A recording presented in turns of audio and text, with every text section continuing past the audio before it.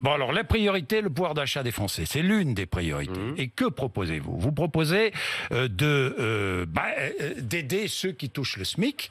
Comment? En touchant un salaire net plus important. Comment? En baissant la CSG. C'est bien cela. Exactement. Hein, Éric Zemmour.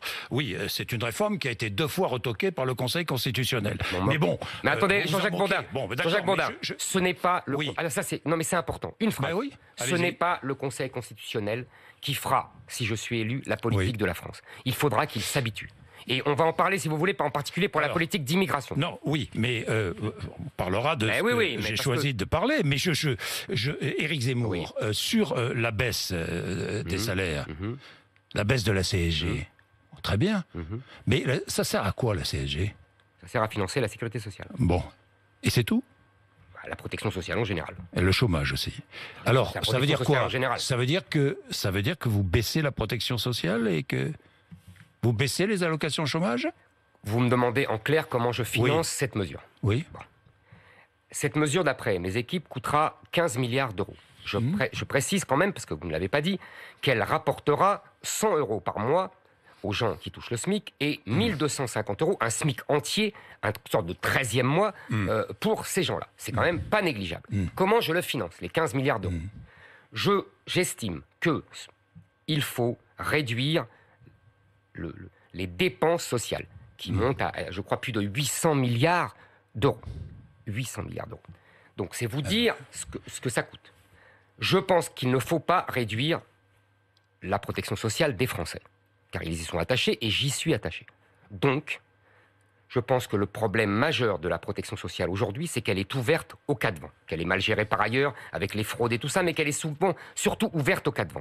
Donc je considère qu'il faut que la solidarité nationale redevienne nationale.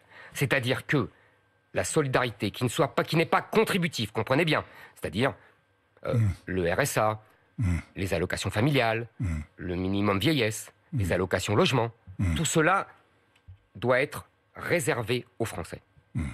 Si on ôte ça, ça rapporte par an 20 milliards d'euros. Donc ma mesure est largement financée, sans réduire la protection sociale des Français. Ça veut dire qu'un étranger immigré qui est venu en France en situation régulière, qui a un travail déclaré, qui est employé à des tâches que les Français ne veulent pas faire. Ça dépend. Ça veut dire ça dépend tous les jours. Venez ici le matin à 5h du matin, vous verrez. C'est beaucoup plus. Éric Zemmour. C'est un problème géographique. Vous verrez. Oui, d'accord. Pour venir chez vous, il faut être en banlieue. En banlieue, il n'y a plus de Français. Oui, c'est un problème. De souche. Pourquoi? Parce qu'ils ont été chassés. Pourquoi?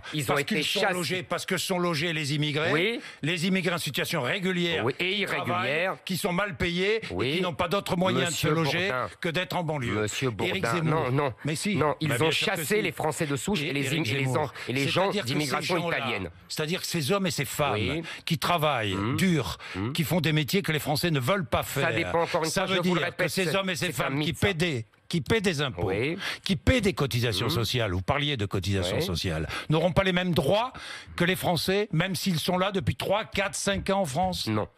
Non. Je vais vous répondre, monsieur Bourdin. Oui, c'est un choix, laissez-moi répondre. Ils auront les droits que leur contribution leur donne. C'est-à-dire qu'ils cotisent à la sécurité sociale. Laissez-moi finir.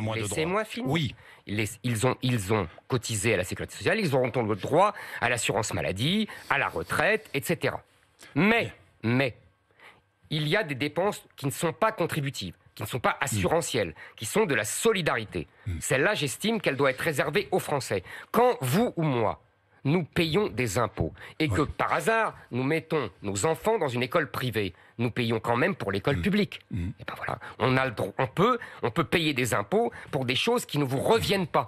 Et bien là, c'est la même chose. J'estime que nous devons privilégier les Français. Je comprends pourquoi. Nous devons être généreux avec les Français. Sans aide au logement, ils seront nombreux. Sans aide au logement, ils seront nombreux dans les quartiers les plus difficiles. Bien, Éric Zemmour.